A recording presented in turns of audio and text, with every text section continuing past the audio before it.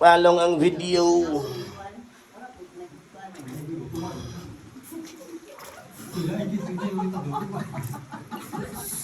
Ayaw pagtuwan.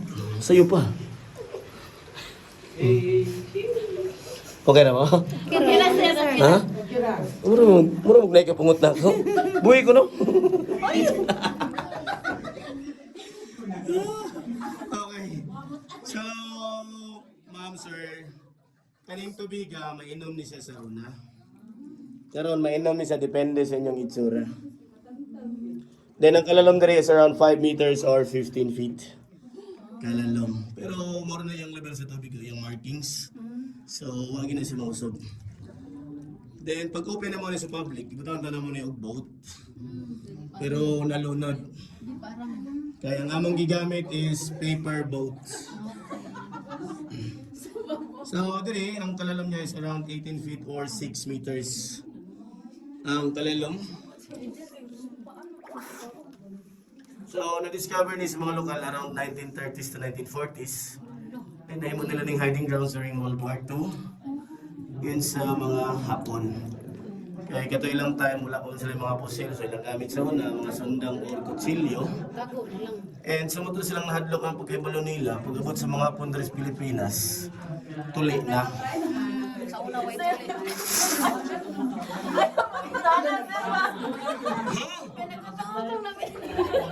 Ay, pagawas. Buto biya mo, di na ako nasala. Bahan mo na sila.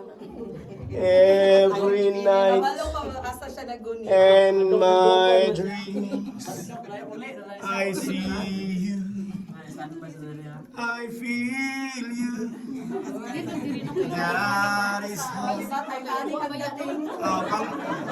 Pang kwali, ma'am. Pang low budget Titanic. Pang low budget Titanic ni ma'am. 1930s?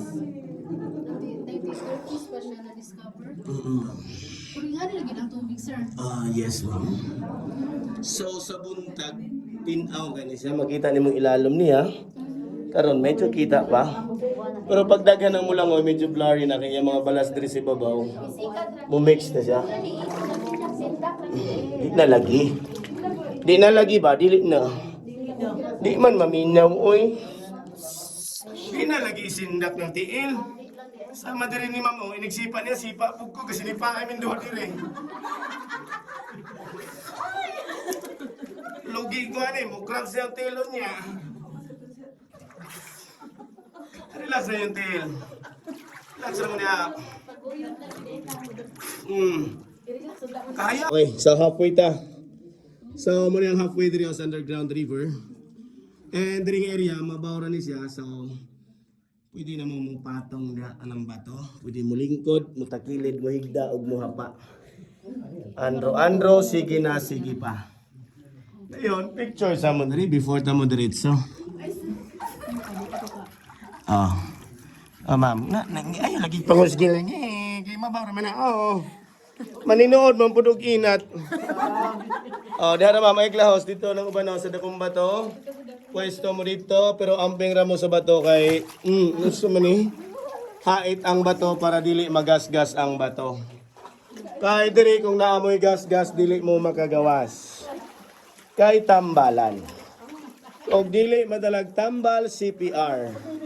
Sa kauban. Okay, so amping mo da, hinahinay lang.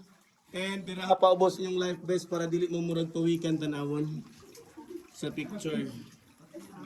Pwesto and turn your lights off and close the door. We have a man-made sculpture and kina siya humok na na.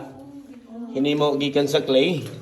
And then kana mga gipambilin di ako na just for fun or what they called I was here. A Filipino thing or a Filipino belief. Okay, so forward mo. And also this is the very end of the underground river. So we are about 200 meters below the ground or 750 feet from the ground. So ang source sa tubig muna siya diri gikan ilalom sa mga bato.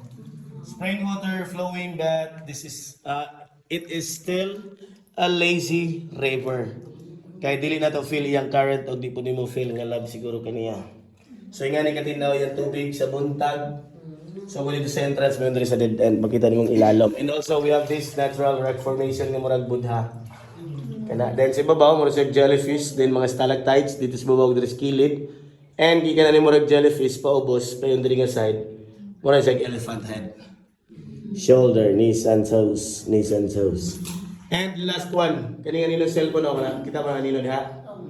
Muna yung pinakadako nga sperm nga inyong makita sa tibok kinabuhi. Okay, so diri pod gulit lang mo sa ikaduha nga railings. Kita na sa baba na pang foreigner na. Okay. Pagsaka na dari sa taas kung hangak paway. At least gibutangan pero para sa Pinoy nga. Kuan. Yes, ma'am. Pang senior friendly lagi.